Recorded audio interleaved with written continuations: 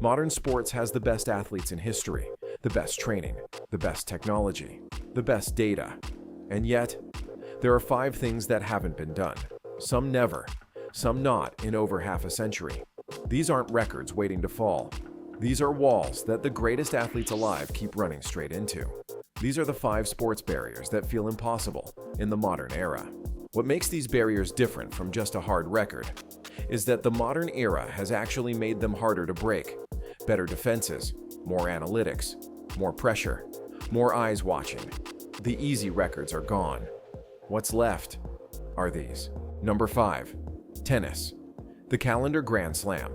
Win all 4 majors in a single calendar year. The Australian Open, the French Open, Wimbledon, and the US Open. The last man to do it was Rod Laver, 1969. That's 57 years ago.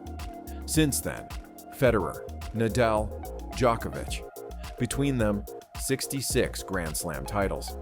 Not one of them could do it in a single calendar year. Djokovic came the closest in 2021, won the Australian Open, won the French Open, won Wimbledon, 3 out of 4, then walked into the US Open final with history in his hands, and lost to Medvedev. Here's why the 4th slam is where history goes to die. By the time it arrives, every opponent knows what's at stake.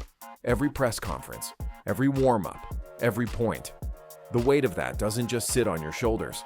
It rewires how you play. Djokovic felt it. Now Alcaraz and Sinner are the closest the sport has been in decades. Both dominant across all 3 surfaces. Both young. The question isn't talent. It's whether either of them can silence the psychological noise when the 4th slam arrives. Number 4. The 100-meter dash. Sub 9.5 seconds. Usain Bolt ran 9.58 in Berlin in 2009. That record has stood for 17 years. No one has broken 9.60 since. And here's the thing about that record that makes it genuinely absurd. The year before in Beijing, Bolt had celebrated 10 meters before the finish line and still ran 9.69 to win gold. So what did he do in Berlin when the world record was on the line? He ran it flat out, gave everything, and still won by over a meter. Tyson Gay ran the race of his life, 9.71, and it wasn't even close. Afterward, Bolt said he believed he could run even faster, perhaps even 9.4 seconds. He retired in 2017 without ever reaching that mark. His successor will need to find what even Bolt himself couldn't. The gap between 9.58 and 9.5 is 0.08 seconds. Sounds like nothing. At full sprint speed, that's nearly a full body length.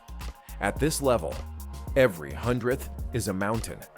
And here's what makes this barrier different from all the others on this list. There is no current frontrunner, no one circling, no one close.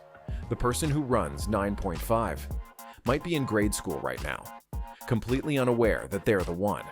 Every barrier eventually falls. This one is waiting. Number 3, 300 rushing yards in a single NFL game. In over 100 years of NFL football, it has never happened. Not once. The record sits at 296 yards. Adrian Peterson, Minnesota Vikings, November 4th, 2007. And here's the part that makes this one genuinely painful. Peterson didn't just miss 300. He had it taken from him. 296 yards. Under a minute left. Game already won. One carry from history. His coach called a kneel down. Peterson said afterwards, "I could have got 300. Like 296 was cool. But 300 sounds a lot better." And it wasn't just Peterson. Jamal Lewis ran for 295 in 2003. A holding penalty wiped out a 60-yard touchdown that would have put him comfortably over 300. 2 men, 2 agonizing near misses, 0 300-yard games in NFL history. The modern NFL makes it even harder now.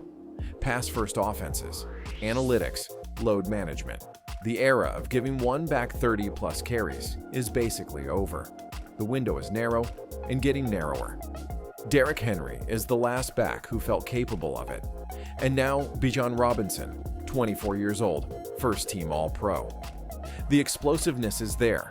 Someone just needs the perfect day, the perfect matchup, and a coach willing to let history happen.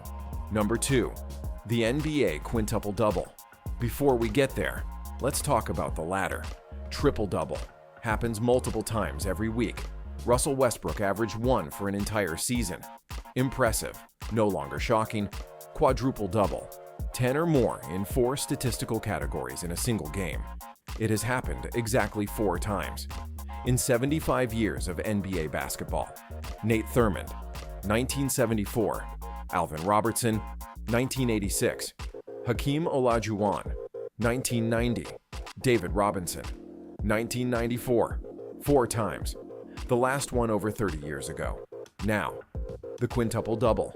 10 or more in all 5 categories. Points, rebounds, assists, steals, and blocks. In a single game. It has never officially happened. Not once. In any era. Against any competition. The only player believed to have done it was Wilt Chamberlain in 1968. 53 points, 32 rebounds, 14 assists, estimated 24 blocks, and 11 steals.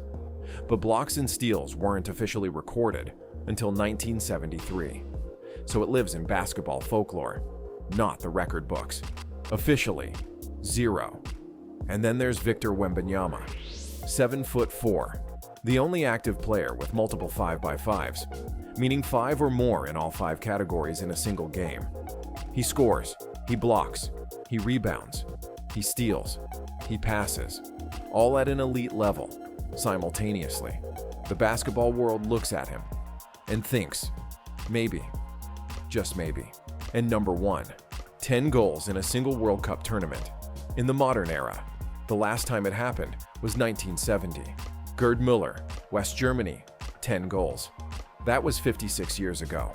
Since then, Ronaldo, Messi, Ronaldinho, Zlatan, Neymar, Lewandowski, the greatest strikers in the history of modern football.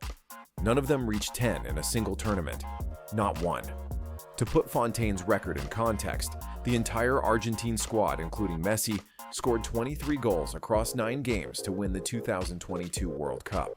Fontaine scored 13, alone, in 6 games.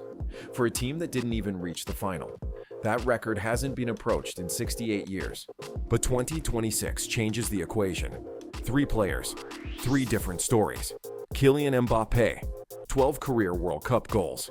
8 in 2022 alone, the modern era record. 27 years old, France squad loaded. He needs just 2 more goals to become the first player to score 10 in a single modern World Cup.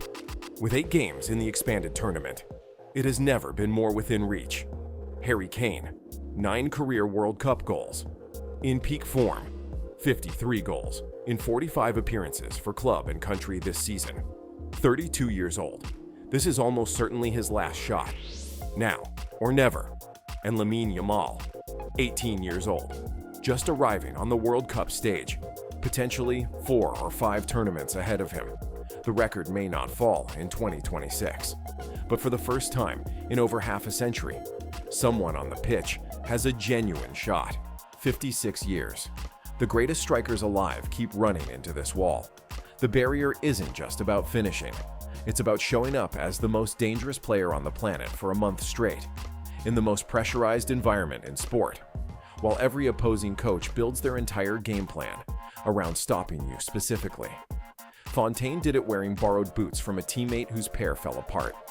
The next person will do it knowing exactly what history is on the line. 5 sports, 5 walls. Some never crossed, some not touched in over half a century. What they all have in common isn't that the athletes aren't good enough. It's that breaking them requires something beyond physical ability. A specific kind of thinking that treats the word impossible as someone else's opinion, not yours. Which barrier do you think falls first? And which one never gets broken? Drop it in the comments. I want to know what you think.